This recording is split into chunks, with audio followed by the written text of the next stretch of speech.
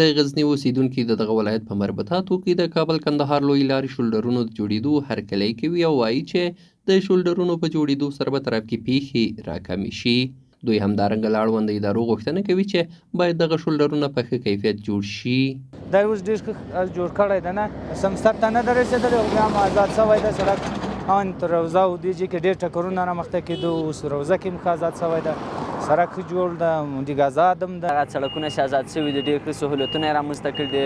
د مخه به مثال ترافیکي مشکلات ډېر ولو، اوس مثال دغونه یو څه سم شوي دي که اوس موږ ته مثال ښه راحتي ده. خواستم از حکومت تمیز که میره خوب جور کنه، با کیفیت جور کنه، مواد و چیزی که در استفاده من کلش لابراتوار کنن، بعد از دیگه جور کنه. باز فقط می سرکایی که جایی که کمبر است، یک جایی که حادثه ترافیکی زیادتر میشه، باید کوشش کنه که اون جایی که ساحه را آزاد کنه که می حادثه ترافیکی و هم از نوعهای ترافیکی جلوگیری شه. ورته مهال د غزني ځایي مسؤلین هم خلکو ته ډاډ ورکوي چې د دغه شولډرونو کار به په ښه کیفیت او کم وخت کې ترسره شي چې په دې سره به ترافیکي پیښې هم راکمې شي.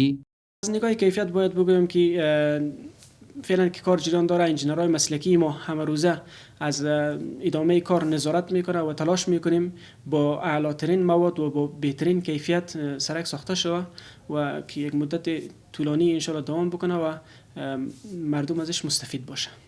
د مسؤلینو په وینا دغه شولډرونه د غزني په مربوطاتو کې په ټولیز ډول 155 کیلومتره جوړیږي چې په دریو برخو کې یې کار جریان لري چې د یوې برخې کار به یې د ژمي تر رارسېدو مخکې پای ته ورسیږي.